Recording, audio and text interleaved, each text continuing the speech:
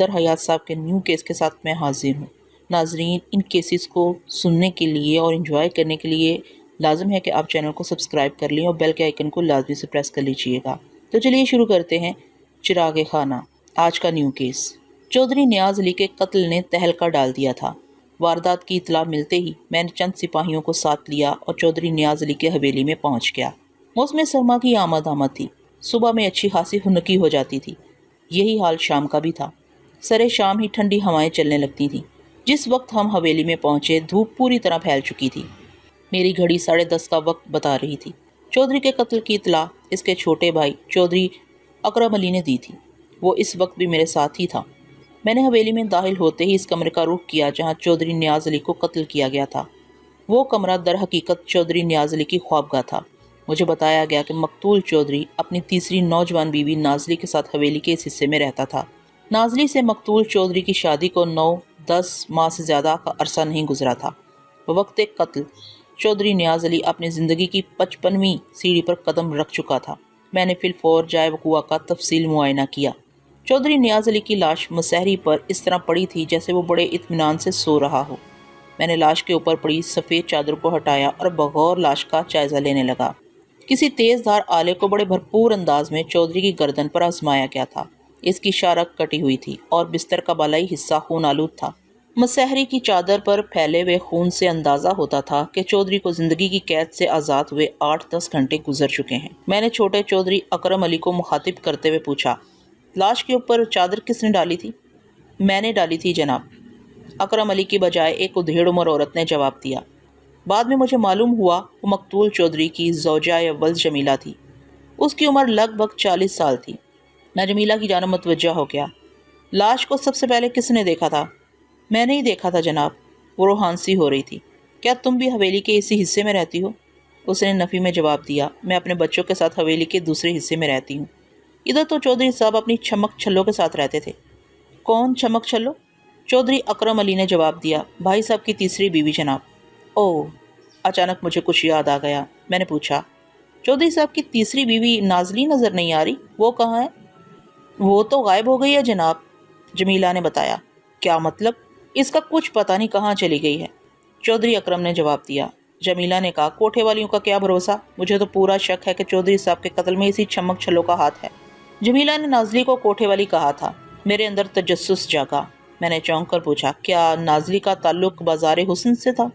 آہو جی، چودھری صاحب اسے وہیں سے اٹھا کر لائے تھے۔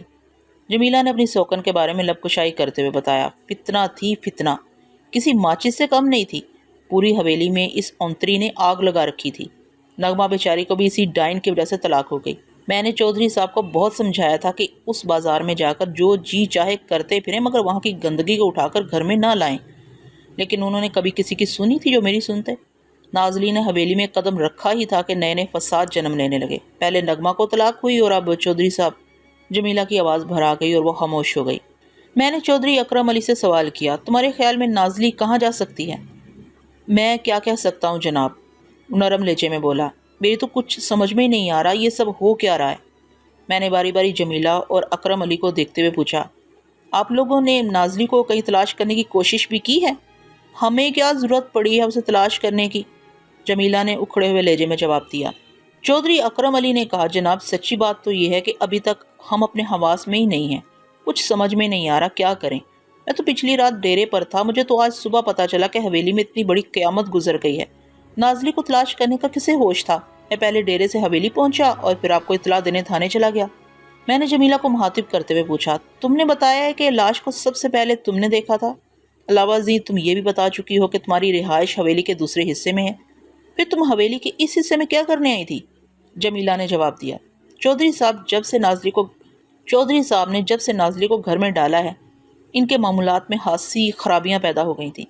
پہلے وہ علیل صبح اٹھنے کے عادی تھے، آپ دن چڑھے تک سوتے رہتے تھے۔ جب انہیں کسی روز صبح کہیں جانا ہوتا تھا تو رات مجھ سے کہہ دیتے تھے کہ میں صبح انہیں جگا دوں۔ آج صبح بھی انہیں چک چونتی جانا تھا اور یہ بات وہ گزشتہ رات مجھے بتا چکے تھے۔ میں تو صبح انہیں جگانے گئی تھی مگر یہاں تو سارا کھیل ہی ختم ہو چکا تھا۔ چودھری صاحب اپنے بستر پر خون میں لت پت پڑے تھے اور وہ منحوس بازاری عورت غائب تھی۔ میں نے پوچھا، جمیلہ چودھری نیاز علی کو تو نازلی بھی جگا سکتی تھی، پھر انہوں نے یہ فریضہ تمہیں کیوں سونپ رکھا تھا؟ یہ بات سمجھ میں نہیں آ رہی۔ نازلی، جمیلہ نے برا سا منہ بناتے ہوئے کہا۔ وہ کیا کسی کو جگاتی؟ وہ تو خود دوپہر تک سوتی تھی۔ ایک لمحے کے توقف سے اس نے اضافہ کیا۔ جناب، آپ کو معلوم ہونا چاہیے نازلی جس نگر کی پروردہ تھی وہاں دن سوتے اور راتیں جاگتی ہیں۔ ست خسمی نے چودھری صاحب کی عادتیں بھی بگاڑ دی تھیں۔ مقتول چودھری کی تیسری بیوی نازلی کا موقع واردات سے اچانک غائب ہو جانا غور طلب تھا۔ یا تو چودھری نیاز علی قتل میں نازلی پوری طرح ملوث تھی یا پھر چودھری کے قاتل یا قاتلوں نے ہی نازلی کو بھی منظر سے غائب کر دیا تھا۔ میں موقع پر موجود افراد کا بیان لینے سے پہلے ضروری کارروائی کر لینا چاہتا تھا، اس لیے میں جائے واردات کا نقشہ بنانے میں مصروف ہو گیا۔ میں اس بات کا ذکر کر چکا ہوں کہ چودھری نیاز علی کو اس کی خوابگاہ میں قتل کیا گیا تھا۔ وہ خوابگاہ خاصی کشادہ تھی، اس پر کسی چھوٹے موٹے حال کا گمان ہوتا تھا۔ قیمتی فرنیچر سے مزین اس کمرے میں دبیز قالین بچھا ہوا تھا۔ دیواروں پر خوبصورت پینٹنگز کے علاوہ چند اونچے شملوں والے چودھریوں کی تصاویر بھی آویزاں تھیں۔ علاوہ ازیں کمرے میں کپڑوں کی 2 چوبی الماریاں بھی موجود تھیں۔ میں نے ہر چیز کا اچھی طرح جائزہ لیا اور باریک بینی سے تمام اہم نکات کو اپنی ڈائری میں نوٹ کر لیا۔ جس مسیری پر چودھری نیاز علی کی لاش پائی گئی تھی، اس مسیری پر بچھی ریشمی چادر کے ایک کونے پر مجھے خون کے دھبے دکھائی دیے۔ ان دھبوں کو دیکھ کر واضح محسوس ہوتا تھا کہ چادر کے اس حصے سے کسی خون آلود چیز کو پونچھا گیا تھا۔ ایک بات یقینی تھی کہ قاتل نے چودھری نیاز علی کو موت کے گھاٹ اتارنے کے بعد آلہ قتل کو مسیری کی چادر سے صاف کیا تھا۔ موقع واردات اور لاش سے متعلق ضابطے کی کارروائی مکمل کرنے کے بعد میں نے لاش کو ضلع اسپتال بھجوا دیا تاکہ پوسٹ مارٹم کے مراحل طے ہو سکیں۔ میں نے آلہ قتل کی تلاش میں مقتول کی خوابگاہ کے علاوہ پوری حویلی کو بھی چھان مارا، لیکن مجھے اس کوشش میں کامیابی حاصل نہ ہو سکی۔ البتہ یہ بات یقینی تھی کہ چودھری نیاز علی کو کسی تیز دھار آلے سے ذبح کیا گیا تھا، مثلاً کوئی چھری یا خنجر وغیرہ۔ حویلی میں موجود چودھری اکرم علی اور جمیلہ سمیت تمام افراد کے بیان سے مجھے جو معلومات حاصل ہوئی، ان میں غیر ضروری باتوں کو حذف کر کے میں خلاصہ آپ کی خدمت میں پیش کر رہا ہوں تاکہ آپ اس کیس کے پس منظر سے بخوبی آگاہ ہو سکیں۔ کسی بھی پیش منظر کو سمجھنے کے لیے اس کے پس منظر سے آگاہی ضروری ہوتی ہے، تاہم اس بات کی وضاحت میں پہلے ہی کر دیتا ہوں کہ بہت سی باتیں مجھے بعد میں معلوم ہوئی تھیں، لیکن واقعات کے تسلسل کا خیال رکھتے ہوئے میں انہیں ترتیب وار یہاں لکھ رہا ہوں۔ مقتول چودھری نیاز علی موضع چک 32 کا رہائشی تھا۔ وہ 3 بھائیوں میں سب سے بڑا تھا، ان کی کوئی بہن نہیں تھی۔ مقتول کی پہلی شادی والدین کی زندگی ہی میں جمیلہ سے ہو گئی تھی۔ پھر والدین کے انتقال کے بعد جب حویلی کا انتظام و انصرام چودھری نیاز علی کے ہاتھ میں آ گیا تو اس نے پر پرزے نکالنے شروع کر دیے۔ جب تک اس کے والدین زندہ تھے وہ درمیانے درجے کے چودھری ہوا کرتے تھے، لیکن ان کی وفات کے بعد نیاز علی نے ہاتھ پاؤں پھیلانا شروع کر دیے۔ اس کی زمین اور جائیداد بڑی تیزی سے بڑھنے لگی۔ دیکھتے ہی دیکھتے وہ اپنے چک کا سب سے بڑا چودھری بن گیا۔ اس کی شہرت اور مقبولیت آس پاس کے گاؤں میں پھیل گئی۔ اس کے برعکس اس کے 2 چھوٹے بھائی قدرے کم معروف تھے۔ منجلا بھائی چودھری ریاض علی ایک سلحجو اور امن پسند شخص تھا۔ تیسرا اور سب سے چھوٹا بھائی اکرم علی قدرے تیز مزاج تھا۔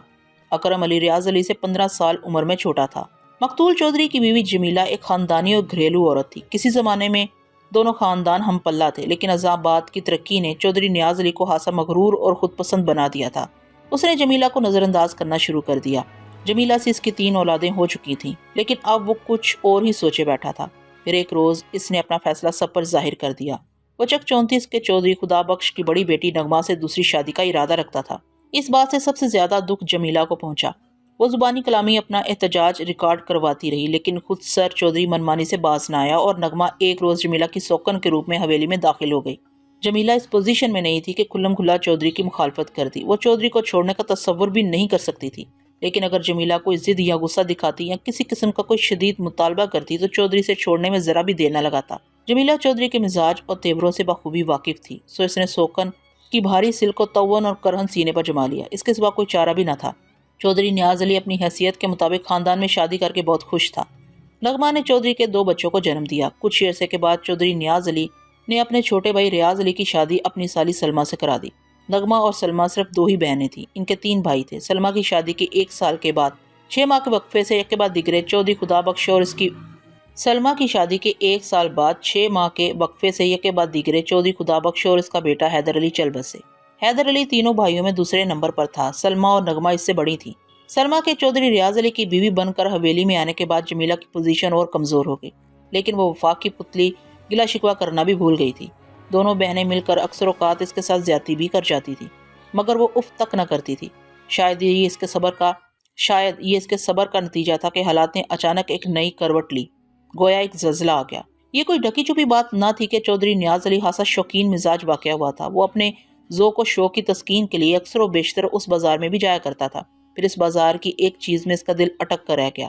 یہ اس وقت کی بات ہے جب منجلے چودھری کی شادی کو 5 سال کا عرصہ گزر چکا تھا اور اس کے یہاں 2 بچیاں پیدا ہو چکی تھیں۔ چودھری نیاز علی کی غیر نصابی سرگرمیاں تو دونوں بیویوں کے علم میں تھیں اور وقتاً فوقتاً اسے روکتی ٹوکتی بھی رہتی تھیں، بلکہ چھوٹی بیوی نغمہ تو اس سلسلے میں خاصا سخت رویہ بھی اختیار کرتی تھی، کیونکہ وہ بھی ایک بڑے چودھری خاندان سے تعلق رکھتی تھی اور اسے اپنی حیثیت اور خاندانی برتری کا بھی احساس تھا۔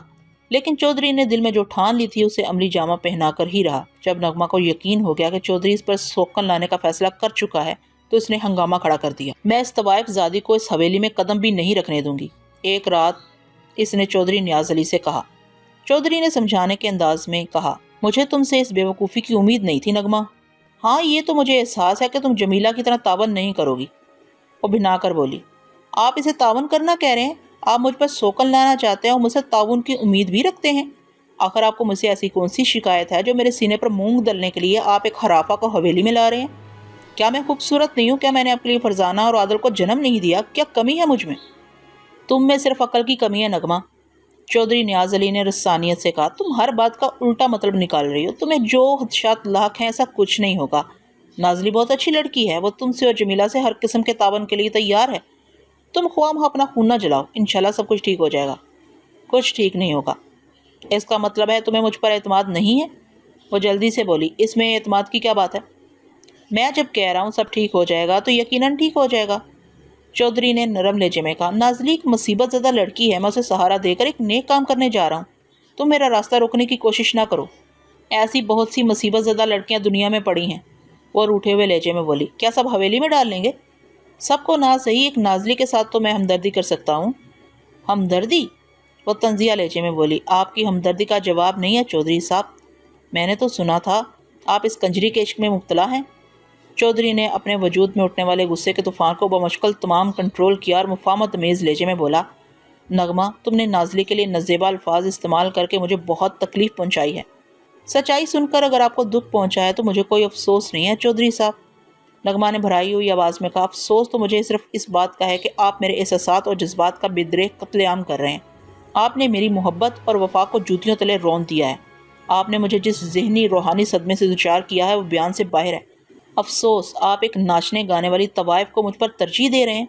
کم مائگی کا احساس میری جان لے لے گا چودھری صاحب، آپ نے مجھے میری روح کو، میرے جذبات اور احساسات کو مجروح کیا ہے، تو کیا میں پھولوں کے ہاروں سے اس کا استقبال کروں؟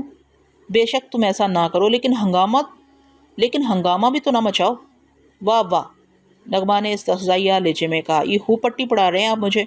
چلو پٹی ہی سمجھ کر پڑھ لو۔ ہرگز نہیں، وہ قطعیت سے بولی۔ دیکھو نغمہ، میں نے کبھی تمہیں کسی قسم کی کمی محسوس نہیں ہونے دی۔ چودھری نیاز علی نے معتدل لہجے میں کہا، تم اپنی ضد سے باز آ جاؤ، بیجا مجھ سے بحث نہ کرو۔ نغمہ نے تیز لہجے میں کہا، پہلی بات تو آپ کو یہ تسلیم کرنا پڑے گی میں خواہ آپ سے بحث نہیں کر رہی ہوں، میری ضد بچا ہے، میں اپنے حق کے لیے شور مچا رہی ہوں، یہ ہر عورت کا حق ہے۔ اور جہاں تک کمی محسوس نہ کروانے کا سوال ہے تو یہ بات آپ بھی اچھی طرح جانتے ہیں کہ میں کھاتے پیتے گھرانے سے تعلق رکھتی ہوں، مجھے ماں باپ کے گھر میں بھی کبھی کسی چیز کی کمی محسوس نہیں ہوئی تھی۔ میں تمہاری بات مانتا ہوں، چودھری مصلحت آمیز لہجے میں بولا، مگر تمہاری یہ حق کے لیے شور مچانے والی بات مجھے پسند نہیں آئی۔ اس میں ناپسندیدگی کی بات کون سی ہے؟ چودھری نے ٹھہرے ہوئے لہجے میں کہا، تم جس حق کے حصول کے لیے زور مار رہی ہو وہی حق ماضی میں تم نے بھی عورت سے چھینا تھا، تم اس بات کو کیوں فراموش کر رہی ہو؟ مجھے ایک بات یاد ہے چودھری صاحب، نغمہ نے پر اعتماد لہجے میں جواب دیا، میں نے از خود کسی کے حق پر ڈاکہ نہیں ڈالا تھا، اس میں میرا کوئی قصور نہیں تھا، سب کچھ آپ کی اور ابا جی کی مرضی سے ہوا تھا، اب بھی سب کچھ میری ہی مرضی سے ہوگا۔ چودھری نے دھیمے لہجے میں کہا، تم نازلی کو قصوروار نہ سمجھو۔ نازلی نازلی نازلی، نغمہ نے کانوں پر ہاتھ رکھتے ہوئے کہا، اس کا نام سن کر میرا دماغ چکرانے لگا ہے، اگر آپ اپنے ارادے سے باز نہ آئے تو۔ نغمہ نے دانستہ جملہ دھورا چھوڑ دیا۔ چودھری نے جلدی سے پوچھا، تو تم کیا کرو گی؟ میں کچھ بھی کر سکتی ہوں، مثلاً آپ مجھے جمیلہ کی طرح بے دست و پا نہ سمجھیں، میں نے اپنی نقدری کے بارے میں کبھی سوچا بھی نہیں تھا۔ چودھری نے محبت بھرے لہجے میں کہا، تم غلط سمجھ رہی ہو نغمہ، نازلی کے آنے کے بعد تمہاری حیثیت اور قدر و منزلت میں کوئی کمی نہیں آئے گی، میں تم تینوں کے ساتھ انصاف کروں گا، تینوں کے مساوی حقوق کا خیال رکھوں گا۔ آپ جھوٹ بول رہے ہیں، نغمہ نے بے دھڑک کہا، میں آپ کی بات کا کیسے یقین کر لوں؟ میں 6-7 سال سے آپ کا انصاف دیکھ رہی ہوں، اللہ جھوٹ نہ بلوائے، جمیلہ کے ساتھ بلا شبہ آپ زیادتی کرتے ہیں، کیا آپ کے نزدیک ازدواجی حقوق کی مساویانہ تقسیم یہی ہے؟ خدا کو حاضر ناظر جان کر بتائیں، کیا آپ جمیلہ کے حقوق پوری طرح ادا کر رہے ہیں؟ یہ جمیلہ ہمارے درمیان کہاں سے آ گئی؟ چودھری نے بیزاری سے کہا، نغمہ نے ترکی بات ترکی جواب دیا، جہاں سے نازلی ہمارے درمیان آ گئی۔ بہرحال چودھری نے موضوع گفتگو کو سمیٹتے ہوئے کہا، میں نے تمہیں جو سمجھانا تھا وہ سمجھا دیا۔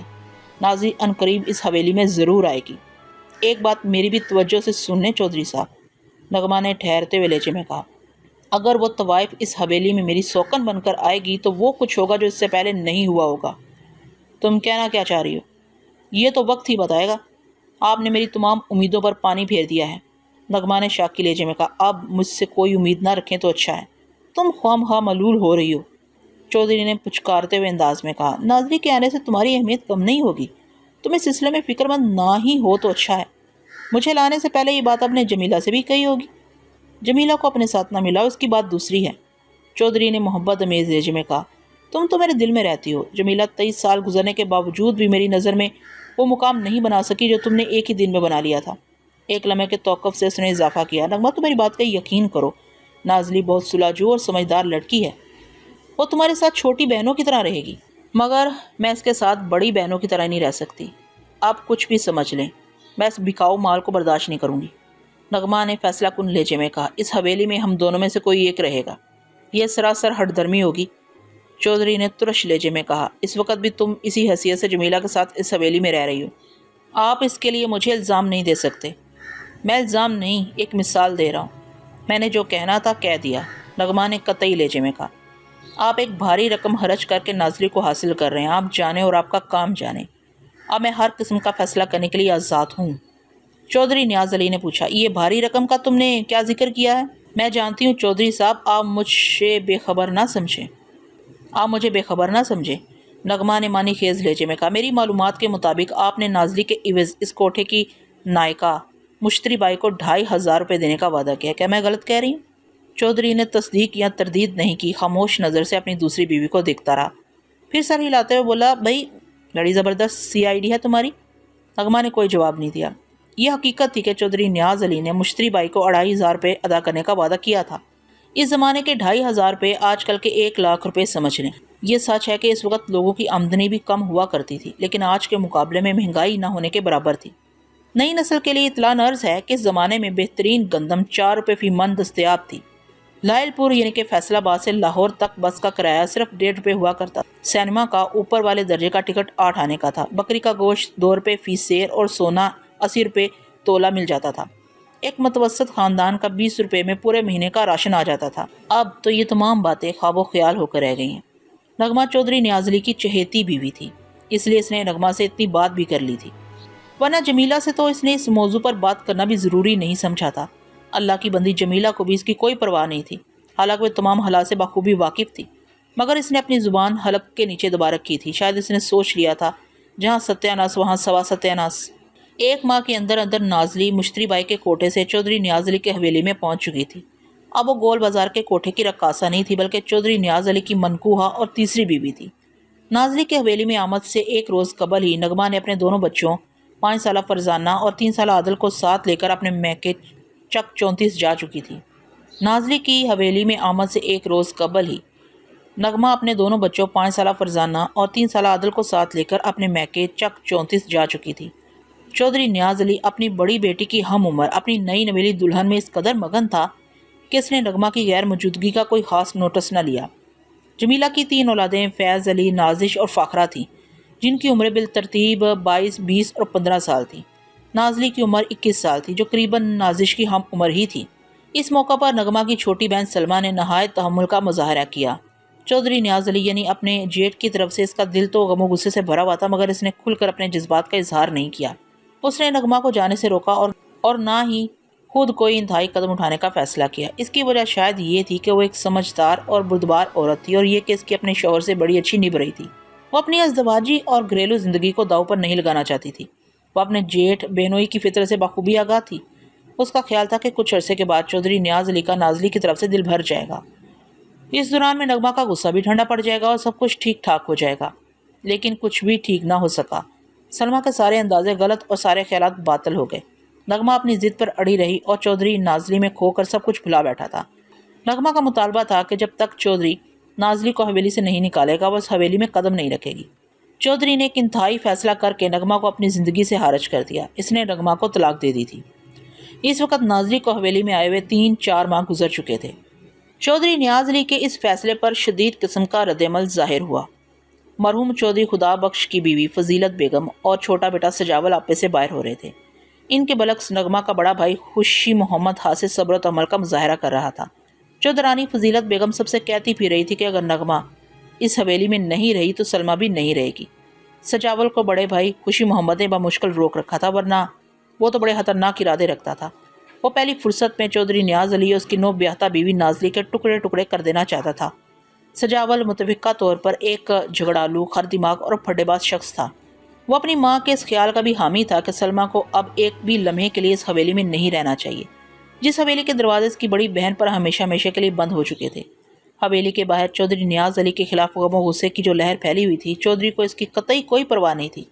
وہ نازلی کے حسن و شباب میں ڈوبا ہوا تھا۔ نازلی ناز و ادا کی پتلی تھی، وہ جہاں سے اٹھ کر آئی تھی وہاں ناز و ادا کی کمائی ہی کھائی جاتی ہے۔ چودھری تو پہلے ہی اس کے قدموں میں دل ہار بیٹھا تھا، اب اپنا بڑھاپا بھی اس پر نچھاور کر رہا تھا۔ اسے اس بات کا مطلق احساس نہ تھا کہ حویلی کے دوسرے حصے میں اس کی جوان سال بیٹی نازش بھی رہ رہی تھی، جس کی ماں جمیلہ مسلسل چودھری کی بے اعتنائی اور زیادتی کا شکار ہو رہی تھی۔ نازلی کا نشہ اسے ہوش و ہوا سے بیگانہ کیے دے رہا تھا۔ چودھری کی ہدایت پر نازلی ہر رات دلہن بنتی، چودھری بن ٹھن کر اس کی ہلوت گاہ کا رخ کرتا۔ خوابگاہ میں شراب پہلے سے موجود ہوتی تھی۔ نازلی تا دیر جام بنا بنا کر چودھری کو پیش کرتی رہتی، پھر دونوں ایسے پڑھ کر سوتے کہ دوسرے دن کی ہی خبر لاتے۔ نازلی نے چودھری نیاز علی کو بھی دن چڑھے تک سونے کا عادی بنا دیا تھا۔ چودھری اور نازلی کے یہی معمولات جاری تھے کہ ایک رات وہ اندھوناک واقعہ پیش آ گیا، جس کی دوسری صبح چودھری اپنی خوابگاہ میں مردہ پایا گیا تھا اور اس کی محبوبہ بیوی ندارت تھی۔ پوسٹ مارٹم کی رپورٹ کے مطابق چودھری نیاز علی کی موت 8 اکتوبر کی رات 10 اور 11 بجے کے درمیان واقع ہوئی تھی۔ اس کی موت کا سبب وہ تیز دھار آلہ قتل تھا جس سے اس کی شارک کاٹی گئی تھی۔ مقتول کے معدے میں شراب کی اچھی خاصی مقدار پائی گئی تھی۔ میڈیکل ایگزامینر کے مطابق جب چودھری کی موت واقع ہوئی وہ اس وقت شراب کے نشے میں ڈوبا ہوا تھا۔ شاید یہی وجہ تھی کہ وہ قاتل کے خلاف کوئی قابل ذکر مزاحمت نہ کر سکا تھا۔ مقتول چودھری نیاز علی کی تدفین کے بعد میں نے اپنی باقاعدہ تفتیش کا آغاز کیا اور مقتول کی حویلی میں پہنچ گیا۔ اس روز وہاں چودھری ریاض علی ماں اہل و عیال بھی موجود تھا۔ شاید میں ایک بات کا ذکر کرنا بھول گیا ہوں، بقوہ کے روز چودھری ریاض علی حویلی میں موجود نہیں تھا۔ وہ گزشتہ 4 روز سے بیوی بچوں کے ساتھ سرگودا گیا ہوا تھا اور ایک روز پہلے ہی واپس لوٹا تھا، یعنی اپنے بڑے بھائی کے قتل کے ایک روز بعد مورخہ 9 اکتوبر کی شام کو۔ میں نے پوچھ تاچھ کا سلسلہ مقتول کی پہلی بیوی سے شروع کیا۔ ہم ایک علیحدہ کمرے میں آ کر بیٹھے تو میں نے کہا، جمیلہ بیگم، کوئی سوال پوچھنے سے پہلے میں یہ کہنا چاہوں گا کہ مجھے بڑے چودھری صاحب کی موت کا بہت دکھ ہوا ہے۔ میں آپ کے غم میں برابر کا شریک ہوں، لیکن اپنے فرائض سے بھی مجبور ہوں، اس لیے تمہیں نہ چاہتے ہوئے بھی میرے سوالوں کے جواب دینا ہوں گے۔ اس نے جگر پاش نظر سے مجھے دیکھا اور خاموش رہی۔ میں نے چند لمحات توقف کیا، پھر کھنکھار کر گلا صاف کرتے ہوئے پوچھا، جمیلہ، تمہارے اب تک کے رویے سے مجھے اندازہ ہوا ہے کہ تمہیں چودھری صاحب کی موت سے بہت صدمہ پہنچا ہے، جبکہ چودھری نے زندگی بھر تمہارے ساتھ ناانصافی اور زیادتی ہی کی تھی۔ کیا میں اس تضاد کی وجہ جان سکتا ہوں؟ وہ سوالیہ نظر سے مجھے دیکھنے لگی۔ میں نے اپنی بات کی وضاحت کی تو وہ تامل کرتے ہوئے بولی، تھانے دار صاحب، چودھری صاحب جیسے بھی تھے وہ میرے سر کا سایہ اور میرے بچوں کا سہارا تھے۔ ان کی زیادتیوں اور ناانصافیوں، کنج ادائیوں سے قطع نظر وہ ہماری اشد ضرورت تھے، اور جناب کسی نہایت ہی ضرورت کے چھن جانے سے متعلقین کو دکھ تو ہوتا ہی ہے۔ جمیلہ کا معصوم اور سیدھا سادہ جواب مدلل اور پرتاثیر تھا۔ وہ حقیقی معنوں میں وفاقی پتلی ایک روایتی مشرقی اور شوہر پرست بیوی تھی۔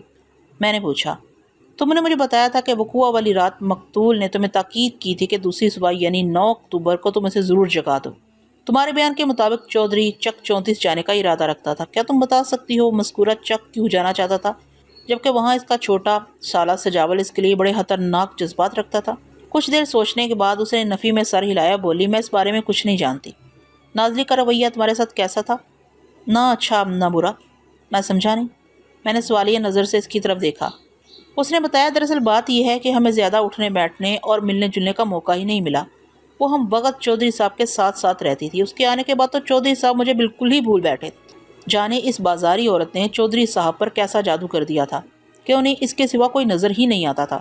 میں نے پوچھا، تمہارا کیا خیال ہے جمیلہ، کیا چودھری صاحب کے قتل میں نازلی کا بھی ہاتھ ہو سکتا ہے؟ جو چودھری صاحب کا دل پھیر سکتی ہے وہ کچھ بھی کر سکتی ہے، جمیلہ نے جلے کٹے لہجے میں کہا۔ اسی کی وجہ سے نغمہ کو طلاق ہو گئی تھی۔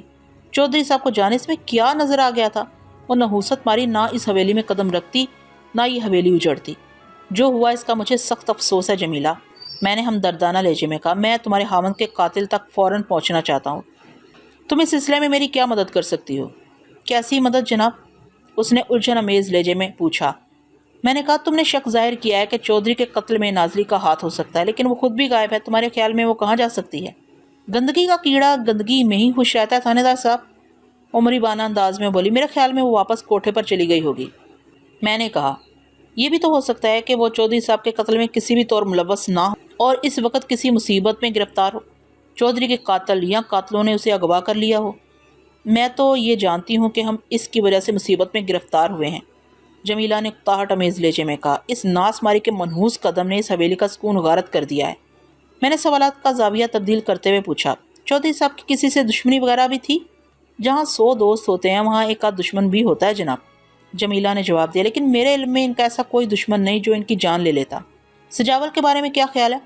میں کیا کہہ سکتی ہوں؟ نغمہ کی طلاق کے بعد وہ چودھری کے بارے میں اپنے جن عزائم کا برملا اظہار کرتا رہا ہے، ان کے پیش نظر چودھری کے قتل میں اس کا بھی تو ہاتھ ہو سکتا ہے، اس سے تو کچھ بعید نہیں ہے۔ وہ برا سا منہ بناتے ہوئے بولی، لیکن میرا اندازہ ہے کہ وہ اتنا بڑا قدم نہیں اٹھا سکتا۔ چودھری صاحب کو کسی گہری سازش کے تحت قتل کیا گیا، پوری منصوبہ بندی کے ساتھ۔ ایسے دن کا انتخاب کیا گیا ہے کہ حویلی میں بہت کم لوگ موجود تھے۔ ریاض اپنے بیوی بچوں کے ساتھ ضلع سرگودا گیا ہوا تھا، اکرم ڈیرے پر تھا، حویلی میں چودھری صاحب اور نازلی تھے، یہاں پہ دوسرے حصے میں اپنے بچوں کے ساتھ تھی۔ وقوعہ کے روز موقع کی کارروائی کے دوران میں حویلی کے ملازمین سے بھی پوچھ گچھ کر چکا تھا، لیکن کوئی کام کی بات معلوم نہیں ہو سکی تھی۔ اس رات کسی بھی شخص کو حویلی میں آتے یا جاتے ہوئے نہیں دیکھا گیا تھا۔ ملازمین نے حسب معمول سونے سے پہلے تمام دروازے بصد احتیاط بند کیے تھے، البتہ صبح حویلی کا داخلی دروازہ کھلا ہوا ملا تھا۔ میرے استفسار پر ایک ملازم نے بتایا کہ رات کو اس نے داخلی گیٹ کو اندر سے کنڈی لگا دی تھی، تالا لگانے کی اس نے ضرورت محسوس نہیں کی تھی۔ اب جو کوئی بھی حویلی میں داخل ہوا تھا وہ یا تو داخلی گیٹ کو پھلانگ کر اندر کودا تھا یا پھر حویلی کے عقبی حصے سے اندر آیا تھا۔ حویلی کے اس حصے میں ایک چھوٹا سا باغ تھا اور دیوار 5 فٹ سے زیادہ اونچی نہیں تھی جہاں سے بآسانی اندر کودا جا سکتا تھا۔ ہاں، یہ بات یقینی تھی کہ واپسی کے لیے قاتل نے حویلی کا بیرونی گیٹ ہی استعمال کیا تھا، کیونکہ وہ صبح کھلا ہوا ملا تھا۔ میں نے وقوعہ کے روز قاتل اور نازلی کا سراغ لگانے کے لیے ایک ماہر ترین کھوجی کی خدمات بھی حاصل کی تھی، لیکن بدقسمتی سے وقوعہ کی رات ہلکی بارش بھی ہوئی تھی، اس لیے کھوجی کی کوشش برابر ثابت نہ ہو سکی۔ وہ قاتل یا قاتلوں کا کھرا نہ نکال سکا، نہ ہی نازلی کے قدموں کا کوئی سراغ مل سکا۔ جمیلہ سے جب کوئی ایسی اہم بات معلوم نہ ہو سکی جو تفتیش میں معاون ثابت ہوتی، تو میں نے اسے کمرے سے باہر بھیج کر چھوٹے چودھری اکرم علی کو اندر بلا لیا۔ اکرم علی کی عمر لگ بھگ 25 سال تھی۔ وہ ایک صحت مند اور خوش شکل انسان تھا۔ اس نے ہلکی مونچھیں رکھی ہوئی تھی جو اس کے توانا اور سرخ و سفید چہرے پر بڑی بھلی دکھائی دیتی تھی۔ بڑے بھائی کے قتل نے اسے خاصا دل شکستہ اور افسردہ کر رکھا تھا۔ میں نے اس کے بیٹھنے کے بعد کہا، اکرم علی، کیا تم نہیں جانتے کہ تمہارے بھائی کا قاتل جلد از جلد گرفتار ہو جائے؟ یہ کیا کہہ رہے ہیں جناب؟ اس نے چونک کر مجھے دیکھا۔ میں بھلا ایسا کیوں نہیں چاہوں گا؟ میں نے کہا، اب تک کی تفتیش کے مطابق ابھی تک میرے ہاتھ میں کوئی ایسا سرا نہیں آیا جسے تھام کر میں آگے بڑھ سکوں۔ کیا تم اس سلسلے میں میری بالفاظ دیگر قانون کی کیا مدد کر سکتے ہو؟ کچھ دیر سوچنے کے بعد بولا، آپ ہی بتائیں میں آپ کی کس قسم کی مدد کر سکتا ہوں؟ دیکھو اکرم علی، میں نے اس کے چہرے پر نظر جماتے ہوئے کہا، تمہاری بڑی بھابھی جمیلہ کا خیال ہے کہ تمہارے بھائی کے قتل میں تمہاری چھوٹی بھابھی نازلی کسی نہ کسی طور ملوث ضرور ہے۔ تم اس بارے میں کیا کہتے ہو؟ وہ ایک لمحے کے تذبذب کے بعد بولا، جناب، میں نے اپنی قبر میں جانا ہے، اس لیے میں خواہ مخواہ کسی پر الزام نہیں لگاؤں گا۔ سچی بات یہ ہے کہ مجھے نازلی بھابھی میں کوئی خرابی نظر نہیں آتی تھی۔ جمیلہ کا کہنا ہے نغمہ کو نازلی کی وجہ سے طلاق ہوئی تھی۔ اکرم علی نے سنجیدہ لہجے میں کہا، اس میں نازلی سے زیادہ قصور خود نغمہ بھابھی کا تھا۔ وہ ضدی اور ہٹ دھرم تھی۔ وہ خود بھی تو ایک بال بچوں والی عورت پر ایک دن سوکن بن کر اس حویلی میں آئی تھی۔ وہ نازلی کو جس فعل کے لیے برا کہہ رہی تھی وہ جرم خود ان سے بھی سرزد ہو چکا تھا۔ وہ اگر ذرا سمجھ بوجھ سے کام لیتی تو آج بھی اسی حویلی میں نظر آتی۔ ان کا گھر اجڑنے کا سبب میں نازلی کو نہیں سمجھتا۔ وہ اول و آخر نازلی کے حق میں بول رہا تھا۔ میں نے کہا، مجھے پتہ چلا ہے کہ نازلی کا تعلق اس بازار سے تھا اور چودھری صاحب اسے 2500 روپے میں خرید کر لائے تھے۔ آپ کو بالکل صحیح بتایا گیا ہے۔ میں نے پوچھا، میں نے سنا ہے نازلی کے اس حویلی میں آتے ہی لڑائی جھگڑے شروع ہو گئے تھے، اور ان لڑائی جھگڑوں کا سبب بھی نغمہ بھابھی ہی تھی۔ اکرم علی نے روکھے انداز میں کہا، وہ اگر چاہتی تو حویلی کی عزت کو سنبھال کر رکھ سکتی تھی، جتنا واویلا انہوں نے نازلی کی آمد پر مچایا تھا۔ اگر اس سے آدھا ہنگامہ بھی جمیلہ بھابھی نے ان کی آمد پر مچایا ہوتا تو انہیں لگ پتہ جاتا۔ بھائی صاحب نے تیسری شادی کر کے کوئی اتنا بڑا قصور بھی نہیں کیا تھا کہ وہ میکے جا کر ہی بیٹھ گئیں۔ وہ تو اپنی چھوٹی بہن سلمہ بھابھی کا گھر اجاڑنے کی بھرپور کوشش کر رہی تھی، لیکن اللہ نے سلمہ بھابھی کو خاصی سمجھ بوجھ عطا کر رکھی ہے۔ اکرم علی، تمہارے خیالات سے ظاہر ہوتا ہے کہ تم چودھری صاحب کی تیسری شادی کے حق میں تھے؟ میں نے معنی خیز انداز میں پوچھا۔ اس میں حق میں ہونے نہ ہونے کی کیا بات ہے؟ اس نے چونک کر مجھے دیکھا۔ اسلام میں 4 شادیوں کی اجازت ہے، مگر انصاف کے تقاضے پورے کرتے ہوئے۔